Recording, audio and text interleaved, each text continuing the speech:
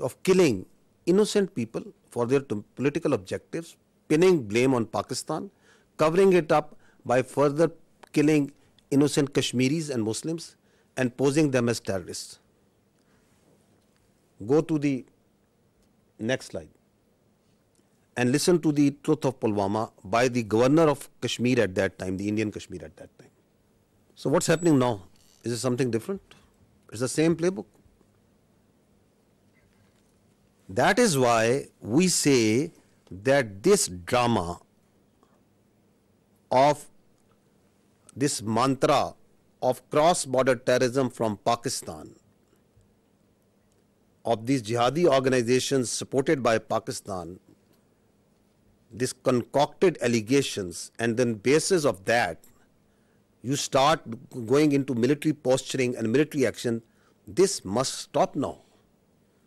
And that is why the government of Pakistan very rightly said that if you have any evidence, put it front to an independent, neutral commission and let them examine it. Nobody gives you the authority to become the judge, jury and executioner. And that's what exactly India is doing right now. What Indians started doing, because this has also a linkage of that hubristic, that aggressive mindset that you see right now at play in Indo-Pakistan, in South Asia and in the world right now by the India. What they started doing it, that they started crushing the people of Kashmir and the Muslims and the minorities over there. This is, just listen to the Kashmiris, what is happening to them. That this is what they do. Kashmiris, people who inadvertently crossed line of control, on different pretexts, they hold these Pakistanis, these Kashmiris, in different prisons, in locations, and then torture them, then kill them, and then pose them as infiltrators, as terrorists. This is the story of a minor boy who crossed into Kashmir years ago. They kept him in jail, then killed him in a fake encounter. And this is the family of that child who is telling the story. This is how they frame and concoct evidence for these so-called acts. This boy, in October 2013, this minor was taken into Indian custody and they killed him in October 21 on the charges of being a terrorist. What they did after Pahalgam, opened up the same playbook. So this is on 24th of April, 2 days after Pahalgam, we saw that the Indian media reported a fake encounter that 2 terrorists from the Pakistani side, they were infiltrating and they were killed. Look at their bodies, these so-called terrorists. They are 2 citizens more than 50 years old from a divided village, 2 Pakistani citizens from the Pakistani side of Kashmir. Clean shoes, shining moccasins, pistol and a planted gun and a planted pistol. And these are the terrorists that are going across in an area which is a border which is infested with military forces all over.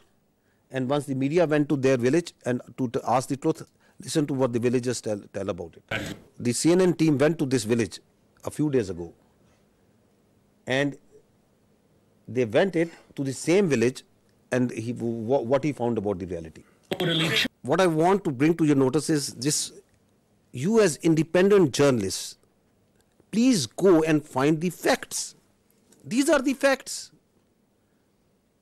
You pick innocent people, you murder them, the army sits and tells them these are terrorists. They do it on daily basis.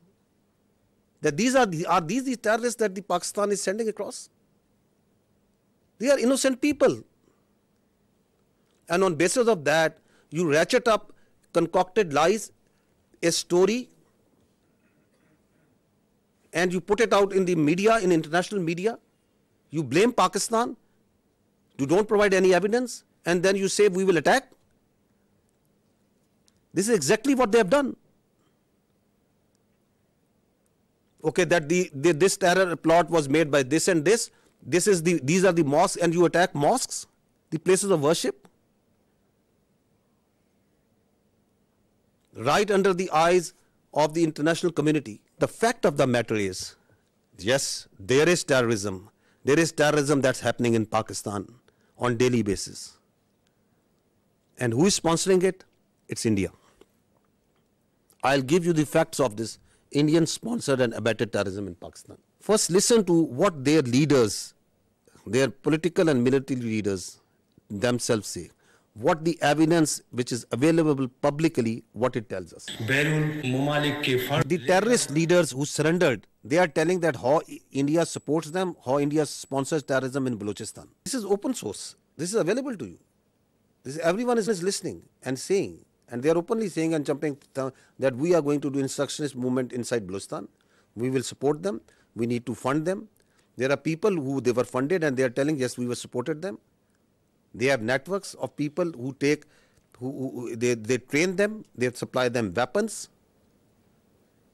There are terror camps actually inside India who are supporting, who are fueling this terrorism which is going on in Pakistan. This is Aslam Achu, a known terrorist of the Indian-sponsored terrorist groups in Balochistan. He's lying in a bed in India once he got sick. This is the spokesperson of the Baloch Liberation Army.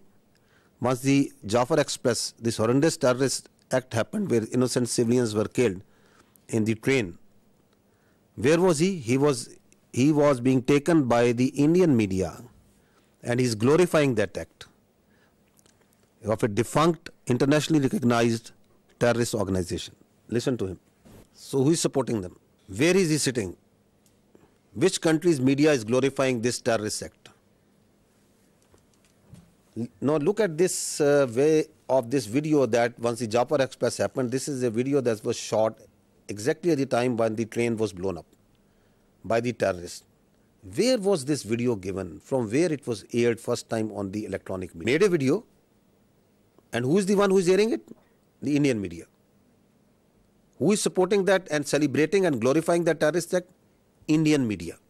This is the evidence that we put in January of 24, the Foreign Office of Pakistan. Are they only involved in Pakistan? No, they are involved elsewhere also. They are involved in Canada also. They are involved elsewhere in the other countries also. You must have heard it again and again, but just to understand that why they are doing this, what they are doing right now, is because they don't want the world to ask these questions. You yourself support terrorism. You yourself mastermind terrorism. You yourself execute transnational killings.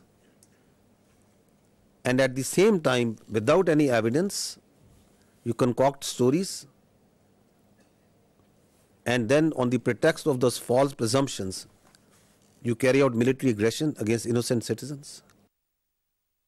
They are also responsible for transnational killings. Canadian security agent. I think very important point that is said by the Australian leadership over there. Just imagine what they are doing inside in India. Once this Pahalgam incident happened, immediately after that the National Security Council of Pakistan sat down and issued a declaration. What did they say in that declaration? One part of it, it says that the Indian attempts to inject volatility in the environment along Pakistan's eastern border is aimed at distracting Pakistan's counter-terrorism efforts. Because one of the objectives of this incident is to provide space to the terrorists sponsored by India who are operating along in the western part of the country, whether it's Fitna al-Khawarij or the terrorist groups operating in Balochistan. Because the government of Pakistan, its armed forces, security agencies are on daily basis tightening the noose against this Indian-sponsored terrorism. So one of the objectives is to distract and divert the security agencies, the armed forces, from these counter-terrorist operations.